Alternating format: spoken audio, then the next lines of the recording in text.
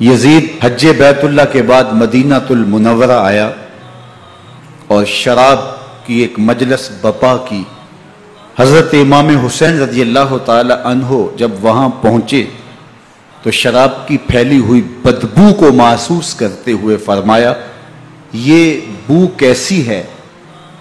تو نشے میں دھت یزید بولا، یہ شام میں بنتی ہے، اور ایک جام منگوایا اور اس کو پیتے ہوئے دوسرا جام حضرت امام حسین رضی اللہ تعالی عنہ کی طرف بڑھاتے ہوئے کہا، ابا عبداللہ لیجئے۔ تو حضرت امام حسین رضی اللہ تعالی عنہ نے فرمایا، میں اس کی طرف دیکھتا بھی نہیں ہوں، اور پھر وہ عشقی اشعار پڑھنے لگا۔ جب یزید کی شراب نوشی کا منظر امام حسین رضی اللہ تعالی عنہ اپنی آنکھوں سے دیکھ چکے تھے تو مجھے بتاؤ یزید کے ہاتھ پہ امام حسین کا پاک ہاتھ کیسے آتا؟ حضرت امام حسین رضی اللہ تعالی عنہ جس ماحول میں پلے تھے، جس ماحول میں پرورش پائی تھی، جس ماحول میں رہے تھے، وہ پاکیزہ اور تقدس ماحول تھا۔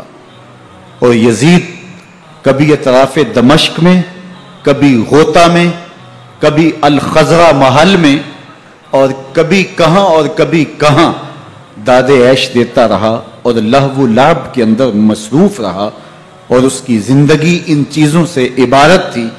وہ محرمات کو حلال قرار دیتا، شراب نوشی اس کی ہڈیوں میں رچی ہوئی تھی، اور شریعت بیضا کا مذاق اڑایا کرتا۔ اور حسین ابن علی رضی اللہ تعالی عنہ کی دوستیاں جن لوگوں سے تھی وہ عبداللہ ابن عباس تھے، عبداللہ ابن عمر تھے، حضرت عبد الرحمن بن ابو بکر رضی اللہ تعالی عنہ تھے۔ یزید تو جوا کھیلتا رہا، یزید تو قمار بازی کرتا رہا، یزید تو شراب نوشی کرتا رہا، اور حسین ابن علی مسجد نبوی کے منبر میں حضور کے پہلوؤں میں بیٹھتے رہے۔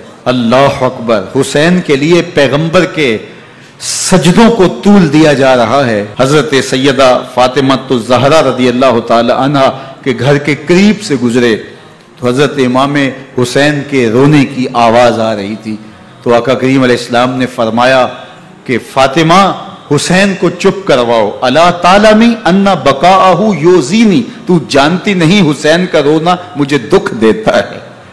حسین ابن علی کو حضور رونے نہیں دیتے تھے، ان کو دکھی نہیں ہونے دیتے تھے، کیونکہ رسول اللہ صلی اللہ علیہ وسلم جانتے تھے کہ یہ کتنے دکھ سہے گا، کتنی تکلیفوں سے گزرے گا اور کتنے مصائب سہے گا۔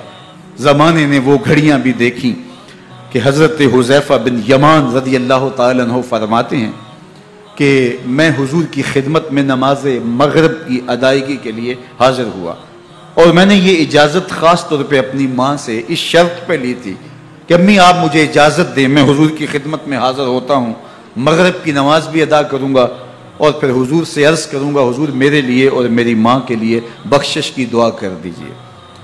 ماں نے اس شرط پہ اجازت دے دی اور میں حضور کی خدمت میں آ گیا، نماز مغرب ادا کی، سلام پھرا، لیکن حضور عبادات میں، ذکر میں، نوافل میں ایسے مشغول ہوئے کہ میں آرزو رکھنے کے باوجود بھی عرض نہ کر سکا۔ خیر نماز عشاء کا وقت ہوا، اذان پکاری گئی، حضور مصلی پہ آئے، نماز پڑھی، سلام پھرا، اور حضور اٹھے اور کاشانہ اقدس کی طرف چل دیے۔ اب میرے دل میں یہ خیال رہ کے آ رہا تھا کہ ماں کو کیا جواب دوں گا، میں تو حضور سے بخشش و مغفرت کی دعا کروا ہی نہیں سکا۔ جب حضور چل پڑے تو غیر ارادی طور پہ میں بھی حضور کے پیچھے چل پڑا، تو حضور نے رخ پھیرے بغیر فرمایا، من ھذا، میرے پیچھے پیچھے کون آ رہا ہے؟ پھر خود ہی کہا حذیفہ تو نہیں؟ تو میرا دل دھڑک رہا تھا، قلت نعم، میں نے کہا جی حضور میں حذیفہ ہوں۔ فرمایا ما حاجتک غفر اللہ لک ولامک، کیا کام ہے؟ اللہ تجھے بھی بخش دے، تیری ماں کو بھی بخش دے۔ اب جو کام تھا وہ جنبش لب سے پہلے ہی ہو گیا، یہاں تو لفظوں کا سہارا بھی نہیں لینا پڑتا، وہ بند لبوں کی بولیاں بھی سنتے ہیں۔